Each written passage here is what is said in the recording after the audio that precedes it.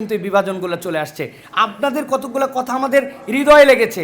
আপনারা বলেছেন যে এই দেশের মানুষের যেই সংস্কৃতি, সেই সংস্কৃতি আমাদের পাঠ্যপুস্তকে উঠে আসতে হবে। আমি জিজ্ঞাসা করি, এই দেশের মানুষ কি পায়ুকামের সংস্কৃতিকে লালন করে, অসভ্যতাকে লালন করে, লজ্জাহীনতাকে লালন করে? আপনারা আমার বাচ্চাদেরকে উন্মুক্তভাবে দিনরাত ঘুরতে দিবে, এইরকম যেই জায়গাতে তাদের নিরাপত্তা থাকবে না, এই সংস্কৃতিকে লালন করে? এটা তো লালন করে না। তাহলে আপনার সাথে তো আমার কথার মিল আছে। আপনি পার্শ্ববর্তী একটা দেশের কথা বলেছেন, দূরবর্তী একটা দেশের কথা বলেছেন, সেই সংস্কৃতি থাকবে না। তো আমাদের সংস্কৃতির মধ্যে তো আমরাও সেই একই কথা বলছি। তাহলে কেন আপনি আমাদেরকে প্রতিপক্ষ বানাতে যাচ্ছেন? আমরা তো আপনাদের প্রতিপক্ষ নয়। সর্বশেষ আপনার এই প্রশ্নের আলোকে আমরা বলতে চাই যে একটি জিনিস আমাদেরকে খেয়াল করতে হবে, যেই শিক্ষা এবং যেই সংস্কৃতির ধারণ করে আমাদেরকে কথা বলতে বলা হচ্ছে, যে আমরা হুজুররা কেন এই কথা বলবো? আমরা বলতে চাই যে আমরা এই কারণে বলতে চাই, মাদ্রাসার শিক্ষা যারা দিচ্ছেন, মাদ্রাসার শিক্ষা যেটি, ওই মাদ্রাসার শিক্ষার তো জাতীয় শিক্ষা হিসেবে নিজেদেরকে কখনো দাবি করেন নাই। তারা তো বলেন না আমরা জাতীয় শিক্ষা দিচ্ছি, বরং তারা তাদের শিক্ষা দিচ্ছেন। কিন্তু আমরা যেই পাঠ্যপুস্তক প্রণয়ন হচ্ছে, এটাকে আমরা বলছি জাতীয়। আমাদের জাতীয় মাস মাদ্রাসার জন্য আলাদা, আমাদের জন্য আলাদা না। জাতীয় পতাকা মাদ্রাসার জন্য আলাদা, আমাদের জন্য আলাদা নয়। জাতীয় ফল আলাদা নয়। তাহলে জাতীয় শিক্ষাক্রমে আমরা কেন কনসার্ন দেখাবো না? কেন এই জায়গাতে আমাদের প্রতিনিধিত্ব থাকবে না? কেন এই জায়গাতে আমরা আমাদের বাচ্চাদের ভবিষ্যৎ নিয়ে চিন্তা করব না? এটার দ্বারা যদি এই শিক্ষা ঢোকে, আমাদের সাংবাদিক বন্ধু যারা আছেন, আমরা যারা আছি, আমরা কেউ এখান থেকে আমাদের ভবিষ্যৎ প্রজন্মকে বাঁচাতে পারবো না। অতএব বলবো, আমরা বিভাজন তৈরি করি নাই, বরং আমরা এই দেশ গঠনের জন্য একটা ঐক্যের অবকাঠামোতে আমরা আপনাদেরকে সামনে নিতে চাই। শিক্ষা ব্যবস্থা এবং পাঠ্যপুস্তক নিয়ে আমাদের যে কিছু কথা, এবং আমাদের কথা বলতে আমরা বলতে চাই, যারা দিনকে ভালোবাসেন, যারা ইসলামকে ভালোবাসেন, যারা দেশকে ভালোবাসেন, তাদের কথাগুলোই আমরা উচ্চারণ করার চেষ্টা করেছি। আর সে আলোকে আজকে আমরা শিক্ষা ব্যবস্থা ও পাঠ্যপুস্তক নিয়ে সচেতন নাগরিক সমাজের পক্ষ থেকে যে বিবৃতি দিচ্ছি, সেটা আমি এখন পাঠ করে আপনাদেরকে শোনাচ্ছি। গণ অভ্যুত্থান পরবর্তী বাংলাদেশে নানা ধরনের সংস্কার কার্যক্রম চলমান। সেই সংস্কার ঢেউ লেগেছে শিক্ষা ব্যবস্থায়ও। শিক্ষাক্রম রূপরেখা 2021 অনুযায়ী প্রণীত পাঠ্যপুস্তকগুলো নিয়ে জনগণের মধ্যে তীব্র প্রতিক্রিয়া সৃষ্টি হয়। এই কারিকুলাম, শিখন পদ্ধতি এবং পাঠ্যপুস্তক নিয়ে প্রতিবাদ আসে ইসলামপন্থী, সেকুলার সব মহল থেকেই। পাঠ্যপুস্তকের অনেক কন্টেন্টই ইসলামের সাথে সরাসরি সাংঘর্ষিক ছিল। ইতিহাসে ছিল অখণ্ড ভারতের বয়ান।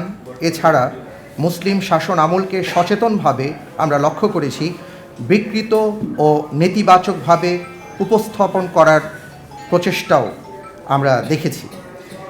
এছাড়া শিল্প ও সংস্কৃতি বইটা বাধ্যতামূলক করার মাধ্যমে মুসলিম সন্তানদের নাচ গানে বাধ্য করার মতন পরিস্থিতি তৈরি হয়।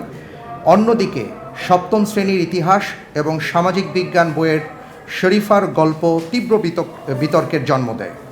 এই গল্পের মাধ্যমে বাংলাদেশি শিক্ষা ব্যবস্থায় বিকৃত পশ্চিমা এলজিবিটি মতাদর্শের প্রবেশ ঘটে। আলেম ওলামা এবং ইসলামপন্থী জনতার তীব্র প্রতিবাদের মুখে বিগত সরকার, পতিত সরকার বাধ্য হয় গল্পটি অপসারণের সিদ্ধান্ত নিতে। গণ অভ্যুত্থান পরবর্তী বাংলাদেশের শিক্ষা ব্যবস্থা কেমন হবে সেটা নিয়ে নানা জল্পনা কল্পনা চলছিল। শিক্ষাক্রম রূপরেখা 2021 আলোকে লেখা পাঠ্যপুস্তকগুলো থাকছে না জেনে প্রাথমিকভাবে জনমনে স্বস্তি ফিরে আসে। সিদ্ধান্ত হয় 2012 পাঠ্যপুস্তকগুলো সংশোধিত এবং পরিমার্জিত হয়ে বাজারে আসবে। তবে সামাজিক যোগাযোগ মাধ্যমে ভাইরাল হওয়া পাঠ্যপুস্তক সমন্বয় কমিটি জনসম্মুখে প্রকাশ হবার পর থেকে আবারও বিতর্ক শুরু হয়। এই কমিটি কিভাবে হলো, এটা নিয়ে অনেক সংশয় এবং সন্দেহ তৈরি হয়েছে। দুঃখজনক বাস্তবতা হলো, এই কমিটিতে কোনো শিক্ষাবিদ, কারিকুলাম বিশেষজ্ঞ বা পেডাগজি স্পেশালিস্ট ছিলেন না। এই কমিটিতে উপেক্ষিত ছিল আন্দোলন অংশগ্রহণকারী বিভিন্ন অংশীজনদের প্রতিনিধিত্ব। আমরা গভীর উদ্বেগের সাথে লক্ষ্য করেছি কমিটির কয়েকজন সদস্য এলজিবিটি মতাদর্শের সমর্থক এবং গভীর ইসলাম বিদ্বেষ লালন করেন। এই কমিটির বিতর্কিত ব্যক্তিদের অপসারণের দাবিতে বিভিন্ন সংগঠন, মানববন্ধন সহ নানা ধরনের প্রতিবাদ কর্মসূচি পালন করে। আমরাও সচেতন নাগরিক সমাজের পক্ষ থেকে গত 26/9/2024 ইংরেজি তারিখে প্রেস ক্লাবের সামনে এই কমিটির দুজন সদস্য অধ্যাপক কামরুল হাসান মামুন এবং ডক্টর সামিনা লুৎফাকে অপসারণের দাবিতে মানববন্ধন করি। এর আগে সামাজিক যোগাযোগ মাধ্যমে কমিটির এই দুজন সদস্যের এলজিবিটি মতাদর্শকে প্রমোট করা বিভিন্ন পোস্ট ভাইরাল হয়েছিল। এই মানববন্ধন থেকে আমরা পরবর্তী কারিকুলাম কমিটিতে ইসলামপন্থী শিক্ষাবিদ রাখারও দাবি জানাই।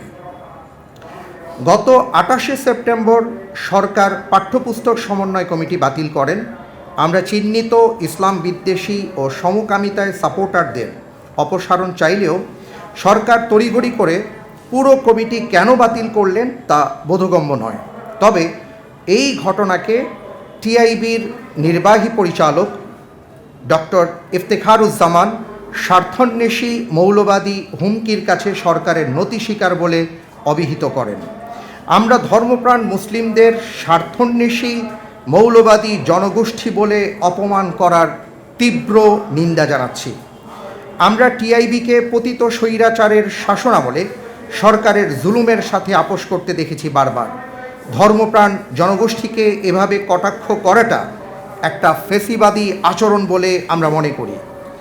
আমরা টিআইবির নির্বাহী পরিচালককে জাতির কাছে ক্ষমা চাওয়ার আহ্বান জানাচ্ছি।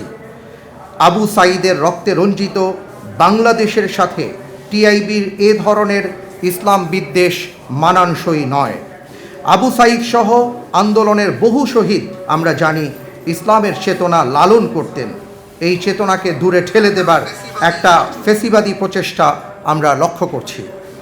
শিক্ষা উপদেষ্টার বরাতে জানা গেছে পাঠ্যপুস্তক সংশোধন ও পরিমার্জনের কাজ শেষের দিকে এবং মধ্য অক্টোবরে বই প্রেসে যাবার পরিকল্পনা আছে। তবে নতুন বই কেমন হবে তা নিয়েও ধর্মপ্রাণ জনগণের মধ্যে শঙ্কা কাজ করছে। যেহেতু এলজিবিটি মতাদর্শের সমর্থক কিছু মানুষও এই পাঠ্যপুস্তকের কাজ করছেন, শব্দের মার পেঁচে এলজিবিটির মতাদর্শের কোনো কন্টেন্ট অন্তর্ভুক্ত করা হয়েছে কিনা সেটা নিয়ে জনমনে সংশয় দেখা দিয়েছে। এছাড়া ইসলাম শিক্ষা বইয়ের কাজ করেছেন আবু সাঈদ খান নামক একজন ঘোষিত হাদিস অস্বীকারী। এ নিয়েও গণপরিসরে ব্যাপক ক্ষোভ দেখা দিয়েছে। এই বাস্তবতায় ধর্ম উপদেষ্টার নেতৃত্বে শিক্ষাবিদদের উপযুক্ত টিম কর্তৃক পাঠ্যপুস্তকগুলো রিভিউ করা জরুরি। যারা ধর্মীয় ও সামাজিক দৃষ্টিকোণ থেকে সংবেদনশীল যে কোনো বিষয়বস্তু চিহ্নিত করবেন এবং সংশোধন করবেন, প্রয়োজনে বাদ দেবেন। গতবার এলজিবিটি মতাদর্শ ঢুকেছিল ইতিহাস ও সমাজবিজ্ঞান সাবজেক্টের মাধ্যমে। এবার সেটা নিয়ে কাজ করছেন এই মতাদর্শের কট্টর সমর্থক ডক্টর সামিনা লুৎফা এবং তার টিম। তাই সঙ্গত কারণেই বইগুলো রিভিউ করা জরুরি মনে করছি। আপত্তিকর আলোচনা সহ বইগুলো বাজারে আসলে তীব্র আন্দোলন তৈরি হবার সম্ভাবনা আছে, যেটা সরকারের স্থিতিশীল হবার পথে প্রতিবন্ধক হতে পারে বলে আমরা মনে করি। তাছাড়া বই ছাপানোর পর বাতিল করতে হলে সরকারের কোটি কোটি টাকা গচ্চাও যাবে। ফলে বইগুলো আগেই রিভিউ করা হলে অনেক জটিলতা এড়ানো যাবে বলে আমরা আশা করছি। বিদ্যমান বাস্তবতায় আমরা নিম্নলিখিত 5 দফা দাবি পেশ করছি। দফা 1, পাঠ্যপুস্তক চূড়ান্ত এবং ছাপানোর আগে তা অবশ্যই একদল শিক্ষাবিদের দ্বারা পর্যালোচনা করাতে হবে, যারা ধর্মীয় ও সামাজিক দৃষ্টিকোণ থেকে সংবেদনশীল যে কোনো বিষয়বস্তু চিহ্নিত করবেন এবং সংশোধন করবেন, প্রয়োজনে বাদ দেবেন। এই টিমে অবশ্যই আলিমদের অন্তর্ভুক্ত করতে হবে। দফা 2, পাঠ্যপুস্তকে এমন কোনো ভিনদেশি মতাদর্শ প্রচার করা যাবে না যা দেশের সাংস্কৃতিক, নৈতিক এবং ইমানি মূল্যবোধের সাথে বিরোধপূর্ণ। বিশেষ করে এলজিবিটি এবং জেন্ডার আইডিওলজি সহ ইসলামের সাথে সাংঘর্ষিক এবং আমাদের দেশীয় মূল্যবোধের সাথে সাংঘর্ষিক কোনো কন্টেন্ট বইতে থাকা যাবে না। দফা 3, পাঠ্যপুস্তক থেকে অখণ্ড ভারতের বয়ান বাদ দিয়ে সঠিক ইতিহাস তুলে আনতে হবে। ইতিহাস পাঠে অবশ্যই মুসলিম শাসনের সোনালী ইতিহাস এবং অবদানের আলোচনা নিশ্চিত করতে হবে, যা ইতিপূর্বে ইচ্ছাকৃতভাবে বাদ দেয়া হয়েছিল। দফা 4, কিসের ভিত্তিতে এই সমন্বয় কমিটি এবং সংশোধন ও পরিমার্জন টিম গঠিত হলো ও সদস্যদের নিয়োগ দেয়া হলো, এবং কেন সেখানে কোনো শিক্ষাবিদ ও কারিকুলাম বিশেষজ্ঞ নেই, সেটা জাতির কাছে স্পষ্ট করতে হবে।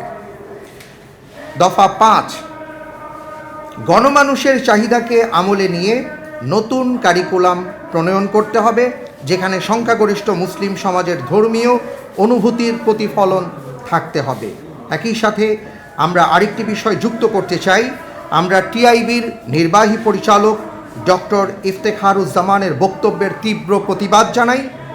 ভবিষ্যতে এ ধরনের বক্তব্যকে জনপরিসরে ধর্মপ্রাণ মুসলিমদের কণ্ঠরোধ করার চেষ্টা এবং ইসলাম বিদ্বেষের বহিঃপ্রকাশ হিসাবে গণ্য করা হবে। এটা আমাদের পক্ষ থেকে লিখিত বক্তব্য ছিল।